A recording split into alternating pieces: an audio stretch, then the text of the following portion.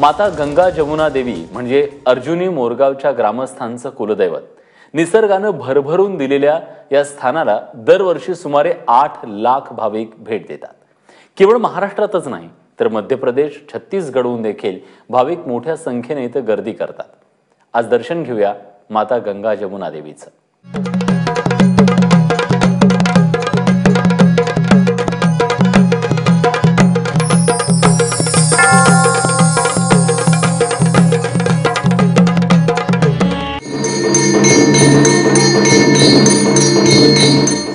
गंगा जमुना देवी गोंदिया जिल्ह्यातल्या अर्जुनी मोरगाव तालुक्याचं ग्रामदैवत।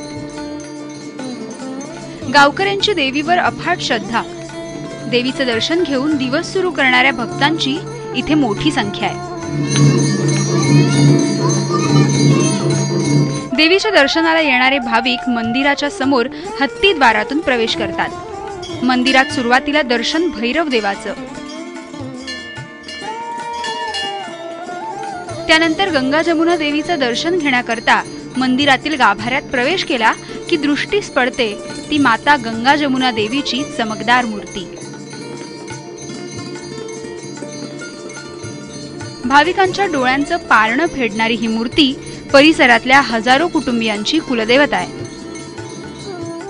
या देवीची विशेषता अशी आहे की या चारही राज्यातून येणारा जो वर्ग आहे त्यांची भावना या ठिकाणी यासाठी जुळली आहे की ज्या ज्या इच्छा त्यांच्या मनामध्ये असतात, जे जे दुःख त्यांच्या मनामध्ये असतात, त्या दुःखाची पूर्तता या मा गंगा जमुनामुळे होते, तिच्या कृपेमुळे होते।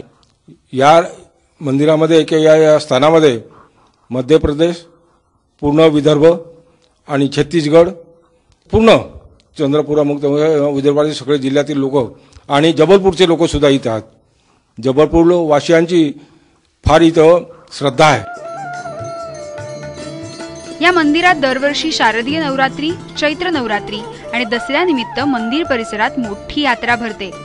लाखो भाविक या काळात देवीच्या दर्शनाकरता गावामध्ये गर्दी करतात। या मंदिराची एक विशेषता म्हणजे मंदिरासमोर असलेली भव्य दीपमाळ।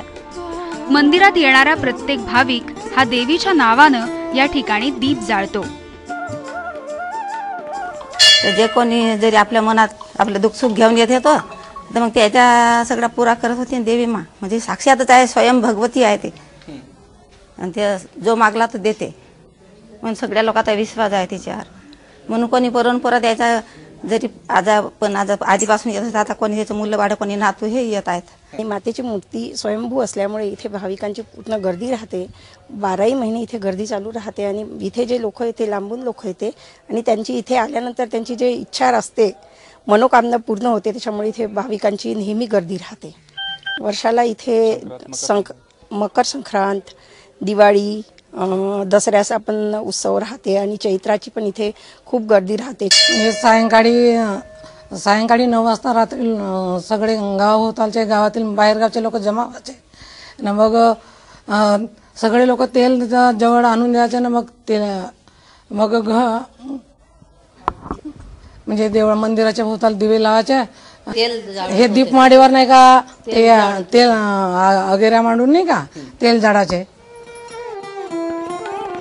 केवळ महाराष्ट्रातूनच नाही तर मध्य प्रदेश आणि छत्तीसगड राज्यातून भाविक देवीच्या दर्शनाकरता बोडगाव देवी गावात येतात। निसर्गाचं असामान्य लेणं या परिसराला लाभलंय।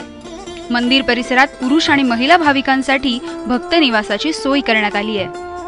त्यामुळे देवदर्शनासोबतच पर्यटनाचा हेतू साध्य करण्यासाठी भाविक इथं गर्दी करतात। देवदर्शन आणि पर्यटनाचा उत्कृष्ट मिलाप असलेल्या माता जमुना देवीचं दर्शन घ्यायला भाविकांची गर्दी झाली नाही तरच नवल। हरीश मोटघरेसह ब्युरो रिपोर्ट, एबीपी माझा, गोंदिया।